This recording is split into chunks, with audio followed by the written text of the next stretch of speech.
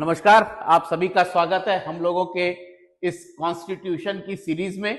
और जो हम लोग लगातार वीडियोस डाल रहे हैं उसको आप लोग एक चीज का आइडिया आप लोगों को लग गया होगा कि जब भी संविधान की पढ़ाई कीजिए कॉन्स्टिट्यूशन की, तो हमेशा पॉलिटी की पढ़ाई के लिए कंपैरेटिव चार्ट्स आपके पास में जरूर होने चाहिए।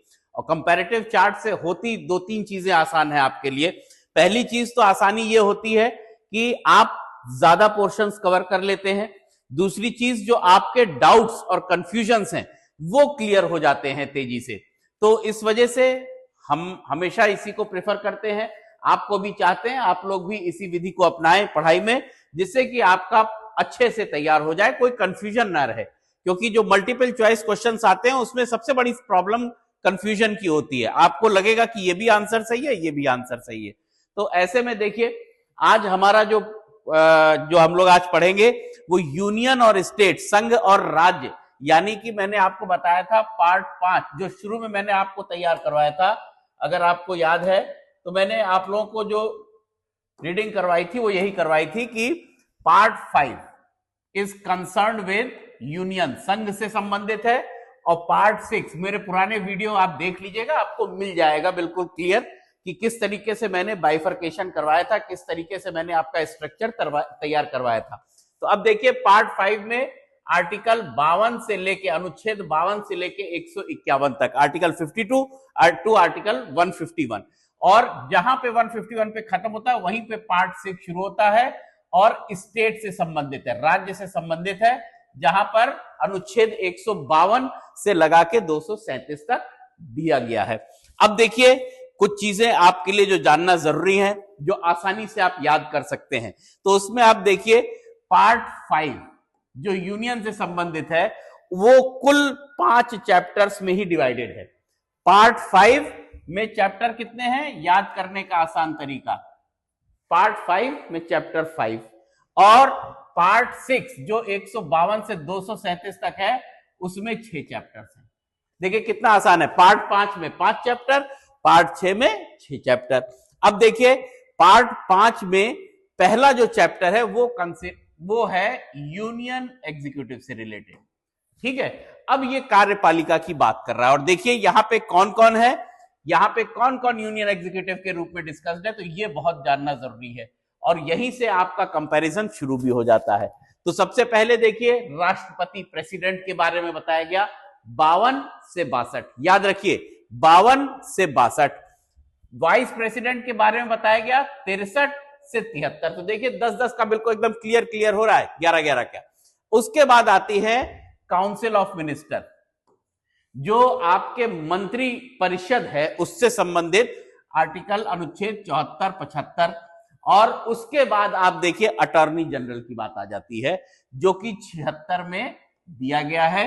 और आखिरी में जो गवर्नमेंट का जो कार्य है वो कैसे होता है वो 77 और 78 में बताया गया है। ये होगा पहला चैप्टर यूनियन एग्जीक्यूटिव 52 से लेके 78 तक। दूसरा जो चैप्टर है वो कंसर्न है पार्लियामेंट से, पार्लियामेंट से कंसर्न है।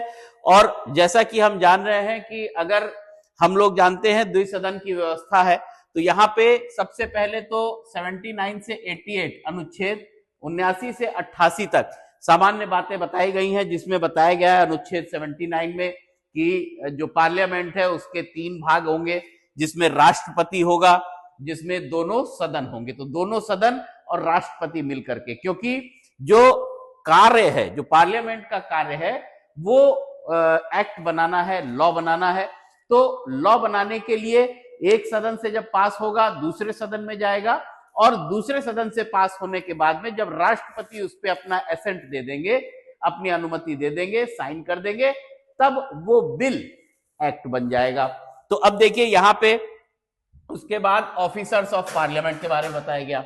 जो पार्लियामेंट के ऑफिसर्स हैं उनके बारे में बताया गया कि कौन कौन, जैसे उसमें चेयरमैन हो गए राज्यसभा के, डिप्टी चेयरमैन हो गए, लोकसभा के स्पीकर हो गए, डिप्टी स्पीकर हो गए, इन लोगों के बारे में बताया गया है। उसके बाद देखिए कैसे वहां का कार्यभार होता है, 99 और आर्टिकल 100 में यह बताया गया है। और साथ ही साथ 101 से लेके 104 तक में डिस्कस किया गया है कि कोई भी सदस्य कैसे डिस्क्वालीफाई हो जाएगा, और उसी के साथ में उनकी प्रिविलेजेस के बारे में, पावर के बारे में 105 और 106, और लास्टली उसके विधायी प्रक्रियाओं के बारे में 107 से 111 तक, जो लेजिस्लेटिव प्रोसीजर्स आपके हैं।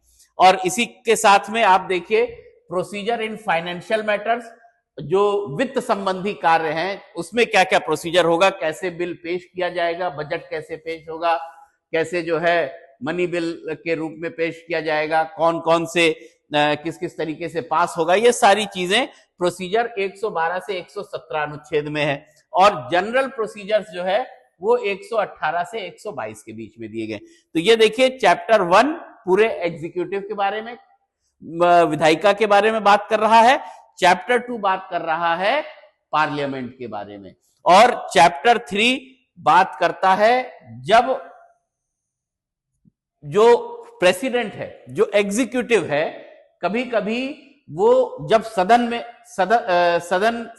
का सेशन नहीं चल रहा होता है, कोई ऐसी अर्जेंट बात आ जाती है, तो ऐसे में वो लेजिस्लेटिव पावर का भी इस्तेमाल कर सकता है, यानी कि वो ऑर्डिनेंस के थ्रू कुछ कानून बना सकता है। तो ये जो है 123 में है। और साथ ही साथ चैप्टर 4 जो है वो यूनियन जुडिशरी से संबंधित है, जुडिशरी से संबंधित है, 124 से लेके 147। और आखिरी में कंट्रोलर और ऑडिटर जनरल, ये महालेखा परीक्षक, ये जो है 148 से 151 तक। तो ये हमारा जो है यूनियन का स्ट्रक्चर दिया हुआ है। अब देखिए इसी रेफरेंस में हम लोग लेकर के यहां पे अगर स्टेट के साथ में कंपेयर करें तो बहुत ध्यान से आप देखिएगा, ये पूरा पोर्शन आपका कंप्लीट हो जाएगा। तो सबसे पहले देखिए इसमें 152 में स्टेट में तो जनरल दे दिया है, तो इसको तो हटा दीजिए। पहला ये हमने बताया था पार्ट 6 में 6 चैप्टर है, ये एक चैप्टर अलग करिए, पहले जनरल सामान्य जो चैप्टर है 152 में बताया गया। उसके बाद देखिए यहां पे चैप्टर 1 क्या था, यूनियन एग्जीक्यूटिव, यहां पे चैप्टर 2 होगा स्टेट एग्जीक्यूटिव, और ये कहां से कहां तक है, 153 से 167 तक। और देखिए यहां पे पहले प्रेसिडेंट के बारे में 52 से 62 बताया गया, यहां पे गवर्नर के बारे में 153 से 162 में बताया गया। उसके बाद अगर आप देखिए वाइस प्रेसिडेंट यहां पे बताया गया, वाइस प्रेसिडेंट वहां पे है नहीं। फिर उसके बाद देखिए 74-75 में बताया गया काउंसिल ऑफ मिनिस्टर्स के बारे में, और यहां पे काउंसिल ऑफ मिनिस्टर्स के बारे में 163-164 में बताया गया। इसी तरीके से यहां पे यूनियन में अटॉर्नी जनरल एक अनुच्छेद 76 में बताया गया।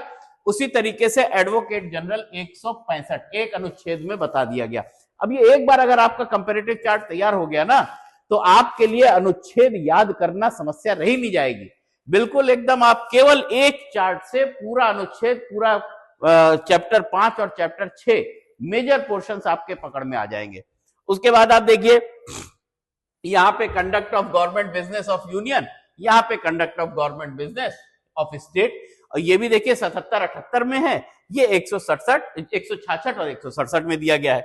उसके बाद देखिए यहां पे चैप्टर 2 था पार्लियामेंट, और यहां पे अब वहां पे तो यूनियन में पार्लियामेंट है, लेकिन स्टेट में क्या होता है, लेजिस्लेचर होता है। तो यहां पे चैप्टर 2 है, यहां पे चैप्टर 3, ये देखिए सेम वही है लेजिस्लेचर के बारे में, और 168 से 212 के बीच में लेजिस्लेचर डिस्कस्ड है। और देखिए अब यहां पे ध्यान दीजिएगा हेडिंग्स, यहां पे देखिए जनरल सामान्य चीजें डिस्कस की गई 79 से 88, यहां पे 168 से 177 तक जनरल डिस्कस्ड है। और आप अगर ध्यान से पढ़ेंगे तो आपको सिमिलैरिटी नजर आ जाएगी। फिर उसके बाद जो पार्लियामेंट के ऑफिसर्स हैं उनके बारे में डिस्कशन है, और यहां पर देखिए किसके, लेजिस्लेचर, जो आपकी विधायक, जहां पे विधायिका जो है उसके ऑफिसर्स के बारे में डिस्कस्ड है 178 से 187 के बीच में। उसके बाद कैसे उसका बिजनेस कंडक्ट हो रहा है 99-100 में है, यहां पे भी देखिए कैसे उसका बिजनेस हो रहा है 188-189 में। उसके बाद सदस्यों का डिस्क्वालिफिकेशन कैसे होता है 101 से 104 में है, और यहां पे सदस्यों का डिस्क्वालिफिकेशन कैसे होता है 190 से 193। डिट्टो जो चीज वहां पे है यहां पे बस उतना ही बदलाव करके लिख दिया गया है। उसके बाद आप देखिए पावर्स एंड प्रिविलेजेस, यहां पे जो उनको विशेषाधिकार प्राप्त हैं वही यहां पर भी विशेषाधिकार प्राप्त हो रहे हैं 194-95 में, यहां पे 105 106 में, और लेजिस्लेटिव प्रोसीजर्स यहां पे 107 से 111 में, और यहां पर 196 से 201 में। अब देखिए कितनी सिमिलैरिटी है, बिल्कुल एक साथ चल रहा है, जो चीज यहां पे वही चीज वहां पे, बहुत थोड़ा सा माइन्यूट अंतर है, मेजर चीजें आपकी तैयार होती जाएंगी। उसके बाद आप देखिए प्रोसीजर इन फाइनेंशियल मैटर्स था 112 से 117, और यहां पर प्रोसीजर इन फाइनेंशियल मैटर, वित्त संबंधी मामलों में क्या प्रोसीजर होगा, क्या प्रक्रिया अपनाई जाएगी, 202 से 207 में देखिए दे दिया गया है। उसके बाद जनरल प्रोसीजर्स, सामान्य जितनी भी प्रोसीजर होंगे, यहां पर भी सामान्य प्रोसीजर जनरल की बात हुई है, और 208 से लेके 212 अनुच्छेद तक दिया गया है। अब देखिए यहां तक आप देखिए बिल्कुल एकदम सिमिलैरिटी है। उसके बाद भी आप देखिए यहां पे क्या दिया गया, लेजिस्लेटिव पावर ऑफ प्रेसिडेंट। मैंने आपको बताया लेजिस्लेटिव पावर क्या होती है, जो ऑर्डिनेंस मेकिंग पावर होती है, ऑर्डिनेंस मेकिंग पावर, उसी को लेजिस्लेटिव पावर कहते हैं। और देखिए यहां पर चैप्टर 4 में, यहां पे चैप्टर 3 में एक ही अनुच्छेद है 123, और यहां पे चैप्टर 4 में एक ही अनुच्छेद है 213, क्या, लेजिस्लेटिव पावर ऑफ गवर्नर, यहां पे प्रेसिडेंट, वहां पे गवर्नर। उसके बाद देखिए यहां पे यूनियन जुडिशरी की बात की गई है 124 से 147, यहां पे बात कर दी गई है हाई कोर्ट, वहां पे यूनियन जुडिशरी सुप्रीम कोर्ट, और हर स्टेट में होता है हाई कोर्ट, तो high court in the states 214 से 232। अब अंतर कहां पे आ रहा है, लास्ट में अंतर जाके आ रहा है आपका, क्योंकि चैप्टर 5 जो है वो कंट्रोलर ऑडिटर जनरल, इनके बारे में बात कर रहा है, नियंत्रक और महालेखा परीक्षक। जब हम लोग संविधान में पढ़ेंगे इनके बारे में तो देखेंगे कि ये क्या करते हैं, कि जो ऑडिट करते हैं, auditor, controller and auditor general हैं, ये जो ऑडिट करते हैं ये केवल यूनियन का ही नहीं करते हैं, ये स्टेट का भी करते हैं, राज्यों का भी यही ऑडिट करते हैं, ठीक है, और अन्य इकाइयों का भी ऑडिट यही करते हैं, और ऑडिट करने के बाद में अपनी रिपोर्ट को प्रेसिडेंट को देते हैं अगर यूनियन से संबंधित है, संघ से संबंधित है, और गवर्नर को देते हैं यदि राज्य से संबंधित रिपोर्ट है, और उसके बाद वो प्रेसिडेंट और गवर्नर वहां पे पार्लियामेंट में और विधायिका में पेश कर देते हैं। तो अब देखिए यहां पे भी, यहां पे इसलिए सीएजी नहीं दिया गया है क्योंकि ये यहीं से डील हो रहा है स्टेट का, लेकिन यहां पे क्या है, चैप्टर 6 जो एक बढ़ाया गया है, एक जो दिया गया है, वो कंसर्न है सबऑर्डिनेट कोर्ट से, ये जो डिस्ट्रिक्ट कोर्ट्स होती हैं उनसे संबंधित है, और ये 233 से 237। अब देखिए बहुत लास्ट में मैं आपको इंपॉर्टेंट चीज, एक बहुत इंपॉर्टेंट, जो भी यहां तक वीडियो में आ गया है उसको अब असली तथ्य की जानकारी आपको मिल जाएगी। बहुत आसान है इसको याद करना, याद करना इतना आसान है। अब आप देख लीजिए, मैंने ये चार्ट बनाया हुआ है, यहां से उठा लीजिए आप, यहां से, ये देखिए, कुछ नहीं आपको करना है, केवल क्या करना है, यहां से लेके 111 तक केवल और केवल आपको एक काम करना है, जो यहां पे सेक्शन 8 अनुच्छेद है उसमें आपको 89 जोड़ देना है।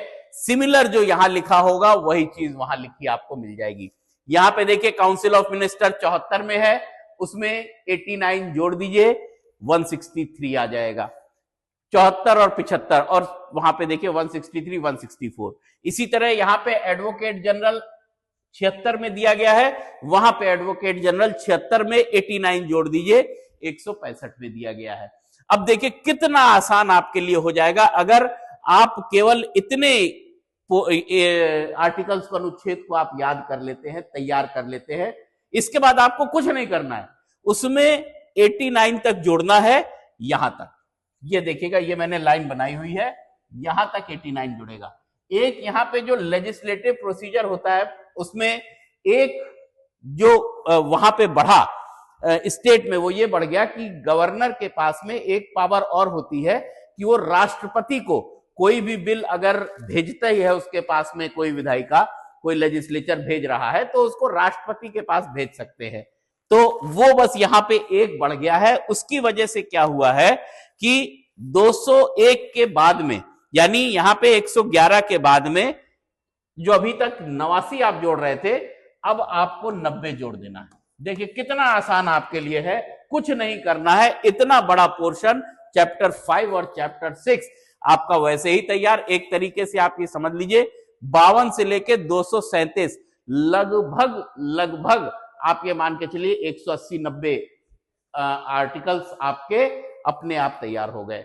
तो इसलिए सिस्टमैटिक स्टडी करिए, अच्छे से स्टडी करिए, अपने चार्ट्स हमेशा बनाए रखिए। मैं अपने बच्चों को हमेशा ऐसे ही पढ़ाता हूं, जो भी मेरे स्टूडेंट्स हैं मैं प्रेफर करता हूं, चाहे कोई भी एक्ट हो, चाहे वो कॉन्स्टिट्यूशन क्यों ना हो, चाहे वो बीएनएस हो, चाहे बीएनएसएस हो, चाहे सीपीसी हो, जो बच्चे मुझसे पढ़े हैं वो सब जानते हैं इस चीज को कि मैं हमेशा चार्ट बनवाता हूं, और चार्ट बनवा करके सारे डाउट्स क्लियर हो जाते हैं और पढ़ाई आसान हो जाती है। चलिए आप लोग भी कोशिश करिए, इसी तरीके से चार्ट बनाते रहिए, हम लोगों के साथ जुड़े रहिए, आपके लिए हम लोग वीडियो लाते रहेंगे। धन्यवाद, नमस्कार।